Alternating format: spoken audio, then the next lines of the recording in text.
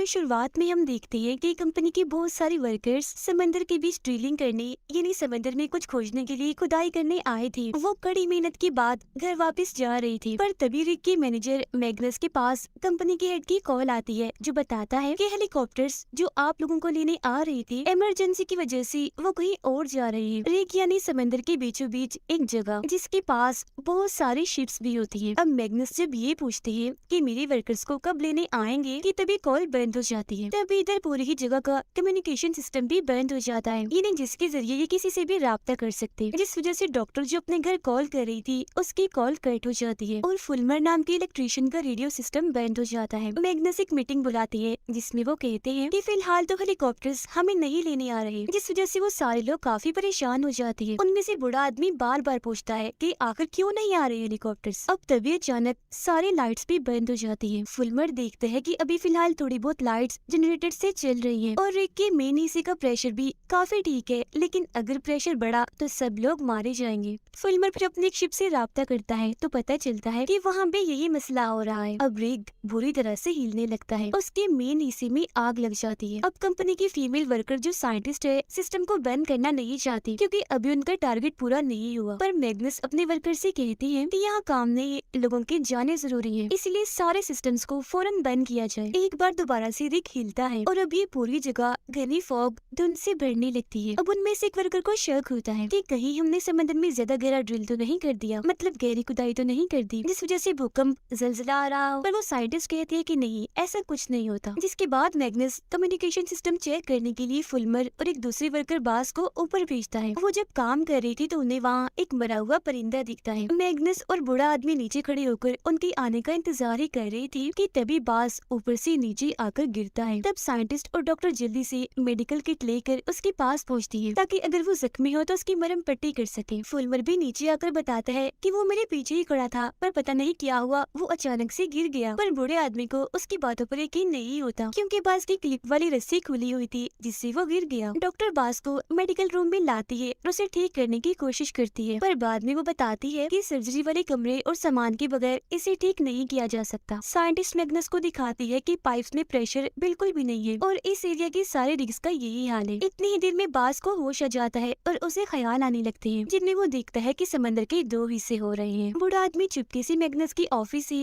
Company की खुफिया file उठाता है जो देख वो चिढ़ जाता है। सब वर्कर्स को इकट्ठा करके बताता है कि कंपनी हमसे झूठ बोल रही थी। इतनी ही देर में मैग्नस भी यहाँ आ जाता है जिसे एक कबूल करना ही पड़ता है कि हाँ ये सच कह रहा है, कंपनी इस प्रोजेक्ट को बंद कर रही है जिस वजह से बहुत जल्द आप सबकी नौकरियां जाने वाली हैं। अभी वो ये सब बता ही रहा था कि तभी उन पर पता नहीं कहां से राख गिरने लगती है जो काफी अजीब था क्योंकि आसपास कोई वोल्केनो ज्वालामुखी नहीं था। तभी इधर बास भी आ जाता है जो काफी अजीब सा दिख रहा था, बताता है कि अब काफी देर हो चुकी है, तबाही शुरू हो गई है। इतना कहकर वो गिर जाता है। फिर बाद में जब उसे होश आती है तो उसे कुछ याद नहीं था कि मैं ऊपर से गिरा था या मैंने तबाही की कोई बात की थी। वो बस इतना कहता है कि जब मैं ऊपर था तो मैंने फोग में कोई चीज देखी, जिसके बाद मेरे दिमाग में अजीब तरह की आवाजें आने लगी। उसकी बातें अनसुनी करके डॉक्टर उसका खून लेने लगती है सैंपल के तौर पर, जिस वजह से वो चिढ़ जाता है। कहता है कि तुम लोगों ने मेरी चेतावनी को नजरअंदाज करके अच्छा नहीं किया और अब एक बड़ी लहर आ रही है। पर जैसे तैसे डॉक्टर उसे सुला देती है और साइंटिस्ट को बताती है कि हैरत इसकी जख्म अपने आप ही ठीक हो रही है। उनके जाने के बाद बास जब उठता है तो अपने बाजू पर देखता है कि वहाँ कोई चमकदार चीज है और ये उसके जख्मों को ठीक कर रही है। सभी देखते हैं कि उनका शिप उनसे राब्ता करने की कोशिश कर रहा है, पर गलत जगह वो आगे बढ़ रहा है। मैसेज को देखने के लिए मैग्नस एक वर्कर को भेजता है तो पता चलता है कि वो शिप इनसे मदद मांग रहा है। मैग्नस फुलमर को कहता है कि लाइट्स के जरिए उन्हें सिग्नल्स भेजो और पता लगवाओ कि वो इस फोग के बारे में क्या जानते हैं। बूढ़े आदमी को कमरे में बंद किया हुआ था जिस वजह से वो गुस्से में पागल हो रहा था, लगातार दरवाजा तोड़ने की कोशिश करने लगता है। मेडिकल रूम में बास देखता है कि उसकी जख्म भर गई है। वो खुद को जब शीशे में देखता है तो उसे ख्याल आता है कि उनका रिग तबाह हो रहा है। वो फिर यहाँ से निकलकर कमरे में आता है और वर्कर वाले कपड़े पहन लेता है। अब तभी उसके सर में जोरदार दर्द होने लगता है और उसका सोने वाला दांत टूटकर निकल आता है। राख को देखकर साइंटिस्ट कहती है कि मुझे कुछ ठीक नहीं लग रहा, इसके बारे में मैं जांच कर रही हूँ, तो तब तक सब अंदर ही रहे, बाहर मत जाएं। फुलमरी ने आकर बताता है कि हमारी शिप का कम्युनिकेशन सिस्टम भी टूट चुका है और अगर सुबह का इंतजार किया तो वो किसी चीज से टकराकर तबाह हो जाएगी, हमें लाइट जलानी होगी। जिस पर साइंटिस्ट कहते हैं कि कंपनी से कॉन्ट्रैक्ट की वजह से हम ये नहीं कर सकते, वरना हम पर कानूनी कार्रवाई भी हो सकती है। जिस पर मैग्नस कहता है पर हम कॉन्ट्रैक्ट के नाम पर इतने सारे लोगों की जानें नहीं गवा सकते, तो फुलमर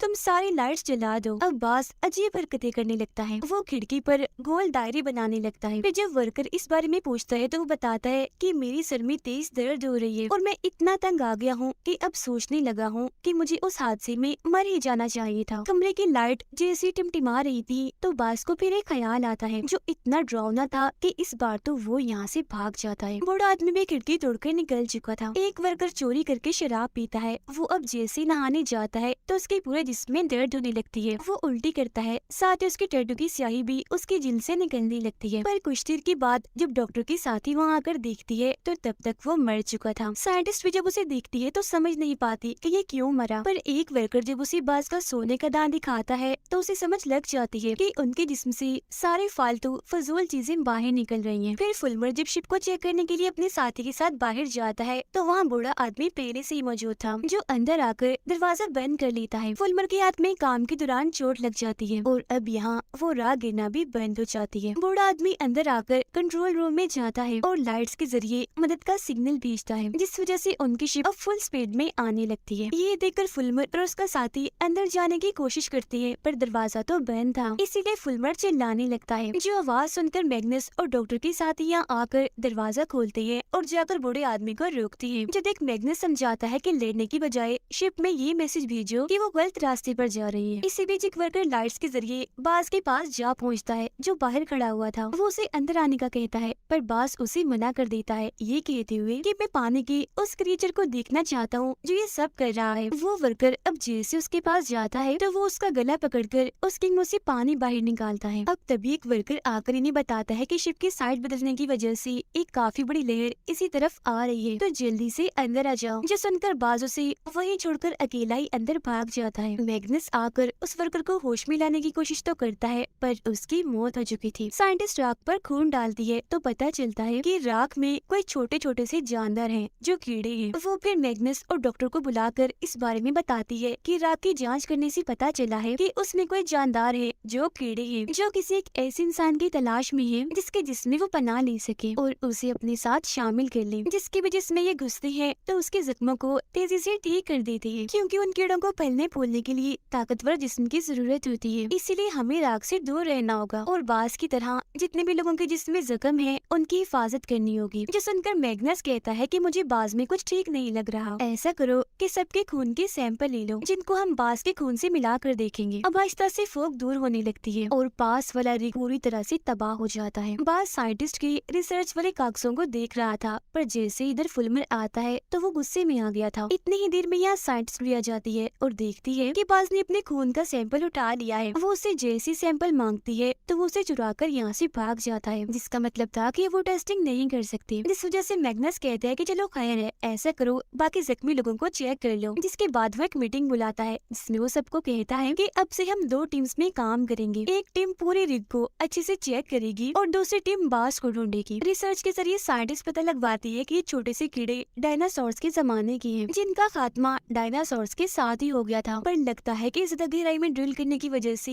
ये जिंदा हो गई है दोबारा। बास अपने खून का सैंपल पानी में फेंक देता है और अब उसके सारे जख्म बिल्कुल ठीक हो गए थे। टेस्ट करने के लिए वो अपना हाथ पानी के टैंक में रखता है, जिस वजह से वो पूरा पानी छोटे छोटे कीड़ों से भर जाता है। पर जैसे ही बास का साथी यहाँ आता है वो जल्दी से छुप जाता है। उसका दोस्त जैसे ही पानी में उन छोटे कीड़ों को देखता है तो वो बाकियों को आवाज लगाने लगता है, पर बास उस पर हमला करके यहाँ से भाग जाता है। उसे फिर 2 वर्कर्स आकर उठाते हैं और देखती हैं कि उन छोटे छोटे कीड़ों की जगह पौधे उग गए हैं। अब बास के दोस्त का दांत भी निकलने लगता है, जिसका मतलब था कि वो भी अब इन्फेक्ट हो गया है, मतलब कि यहाँ जो भी था वो भी उसकी असर में आ चुका था। वो इस वजह से इतना घबरा गया था कि एक वर्कर को मारकर यहाँ से भाग जाता है। डॉक्टर के साथ ही जब नीचे आती है तो देखती है कि बाज यहाँ पर पौधे उगा रहा है, जिसके बाद वो बताता है कि काफी पुरानी यादों से मुझे पता चला है कि इस जगह के क्रीचर्स को मारा जा रहा है और अगर उन्हें ना बचाया तो ये सब भी नहीं बच पाएंगे। इतनी ही देर में बाज का दोस्त भी यहाँ आकर उसकी हाँ में हाँ मिलाता है, पर अब जैसे यहाँ बूढ़ा आदमी आता है तो ये दोनों ही यहाँ से भाग जाते हैं। फुलमर लाइट तो ठीक कर लेता है पर मेन हिस्से की आग बुझ चुकी थी, उन्हें दोबारा उसमें आग लगानी थी वरना वो तबाह हो जाएगा, जिससे रिग की तबाही भी पक्की है। पर उस मेन हिस्से का सारा कंट्रोल नीचे वाले हिस्से में है, पर अगर वहाँ गए तो इन्फेक्शन फैल सकता है क्योंकि वो चमकदार चीज और छोटे से कीड़े वही हैं। इस वजह से अब किसी को ऊपर जाकर ही मेन हिस्से में आग लगानी होगी। थी। तब एक वर्कर सारा कंट्रोल खुद संभालता है और फुलमर को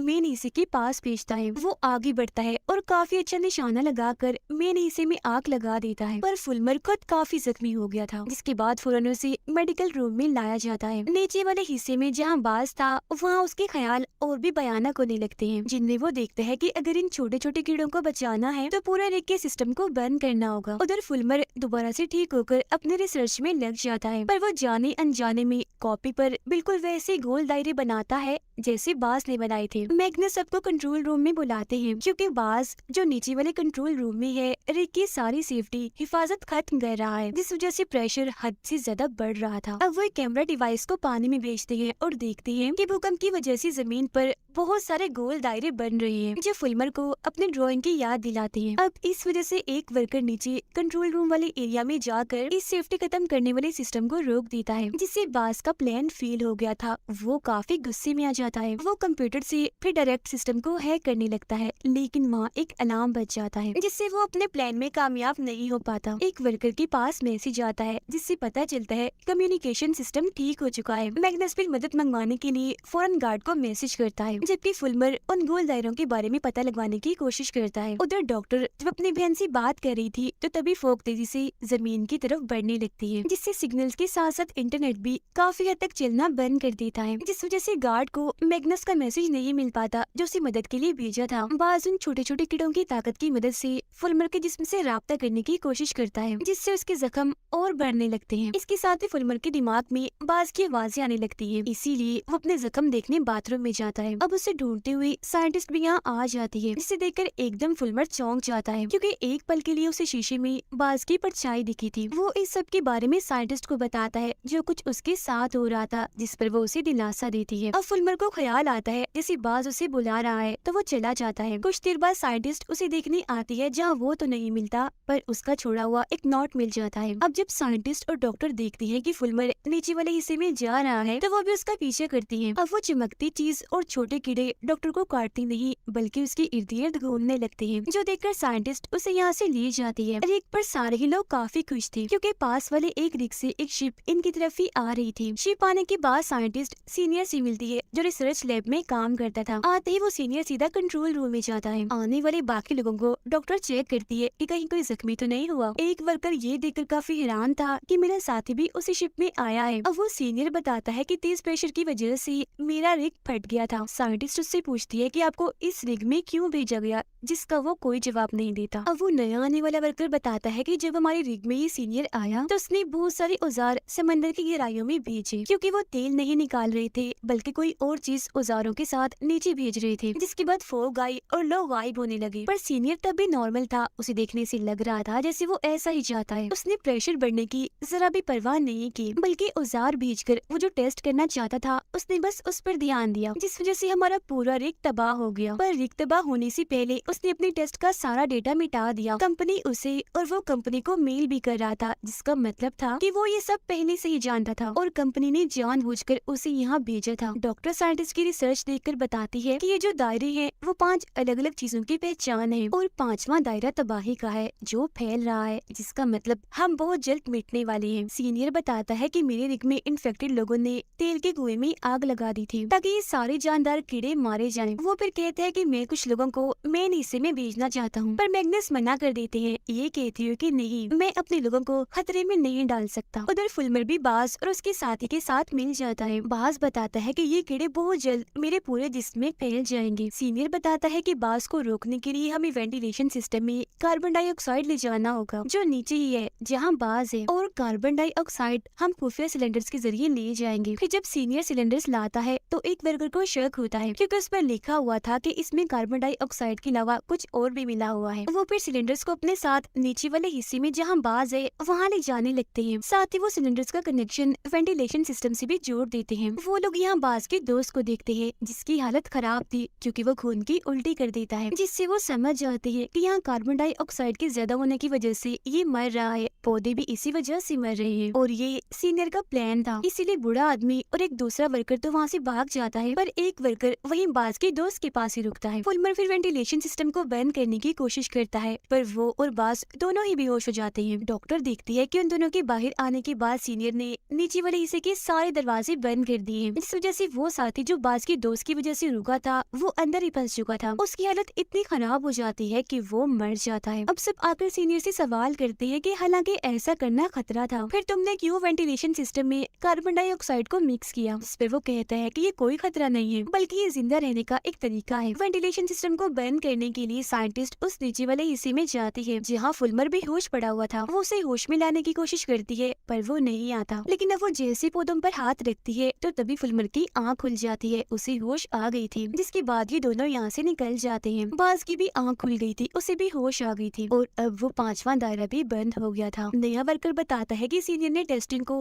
हद से ज्यादा बढ़ा दिया ताकि रिग तबाह हो जाए और ये सारे छोटे कीड़े मारे जाएं। जिसके बाद सीनियर छोटी कश्ती के जरिए यहाँ आ गया हमारे साथ और कई सारे लोगों को वहीं मरने के लिए छोड़ दिया। फिर जब मैग्नस इस बारे में सीनियर से बात करता है तो वो कहता है कि ये मेरी कंपनी की पॉलिसी है कि चाहे कुछ भी हो जाए ड्रिलिंग हमें नहीं छोड़नी, तो इसीलिए उन जानदारों को कीड़ों को खत्म करने के लिए कंपनी ने मुझे भेजा है, क्योंकि अगर उन्हें नहीं मिटाया गया तो वो दुनिया भर में फैल जाएंगे और तो जिंदा रहने के लिए हमें सारे इन्फेक्टेड इंसानों को भी खत्म करना होगा। पर साइंटिस्ट इस बात से बिल्कुल भी सहमत नहीं होती, कहती है कि फुलमर हमें इससे भी अच्छा सुझाव दे सकता है। उधर बाज महसूस करता है कि ये कीड़े मेरे जिस्म सिस्टम को बंद कर रहे हैं। जिसके बाद यहाँ एक और भूकंप आता है। फुलमर बाज से राब्ता करने की कोशिश करता है, जिससे उसे पता चलता है कि ये जानदार ये कीड़े पूरे समंदर को साफ कर रही हैं। ये देख साइंटिस्ट कहती है कि कीड़ों की तादाद बहुत ज्यादा है, तो उन पर हमला करने से कोई फायदा नहीं होगा। हमें बाज से बात करनी चाहिए, वही इनको रोक सकता है, क्योंकि सिर्फ वही इन कीड़ों से जुड़ सकता है, बात कर सकता है। जिसके बाद वो तीनों जब नीचे वाले हिस्से में जाते हैं तो वहाँ बाज रो रहा होता है कि बहुत देर हो चुकी है, मैं अपने काम में नाकाम रहा। सीनियर के इरादों के बारे में सबको पता चल गया था, इसीलिए वो नए वर्कर से कहता है कि अगर तुमने मेरा साथ दिया तो मैं तुम्हें और तुम्हारे साथी को यहाँ से बचाकर ले जा सकता हूँ। अब इस वर्कर को शक था कि सीनियर इस रीक को भी तबाह न कर दे, तो वो माइक्रोफोन ऑन कर देता है, जिस वजह से सीनियर की ये बातें स्पीकर पर हर कोई सुनने लगता है। अब भूकंप आने लगता है तो सीनियर रिक को तबाह करने की सिस्टम को चालू कर देता है। इसी वक्त हेलीकॉप्टर्स भी यहाँ आ गए थे जो इनसे राब्ता करने लगते हैं, पर क्योंकि सीनियर अकेला ही बचना चाहता है तो वो ऊपर आ जाता है। उसे देखकर डॉक्टर और उसके साथी उसका पीछा करते हैं, जबकि नया वर्कर और उसका साथी धमाके को होने से रोकने की कोशिश करने लगते हैं। वो फिर जाकर सबको बताते हैं कि हमने धमाका होने से तो रोक लिया है, पर तबाही होने वाली है, सुनामी आने वाली है, हमें जल्दी यहाँ से निकलना होगा। जाने से पहले बूढ़ा आदमी सीनियर को जोर से मुक्का मारता है। अब यहाँ भूकंप के झटके बढ़ते जा रहे थे तो वो नीचे वाले हिस्से से बाहर निकल आते हैं, पर बाज यही रुकने का फैसला करता है, क्योंकि वो इन कीड़ों के सामने ये बात साबित करना चाहता है कि इंसानों के बीच में कुछ लोग अच्छे भी होते हैं। जिसके बाद बचे हुए सारे लोग हेलीकॉप्टर में बैठकर आखिरकार वहाँ से उड़ जाते हैं, पर तभी एक सुनामी आकर पूरे ही रिग को अपनी लपेट में ले लेती है। बाज जो कि था तो जिंदा, पर वो चमकदार उन कीड़ों के साथ मिल जाता है। अब ये सुनामी शहर की तरफ बढ़कर वहाँ भी तबाही मचाने लगती है, जिसमें बहुत सारे लोग मारे जाते हैं, जिसके साथ ये सीजन इधर ही खत्म हो जाता है।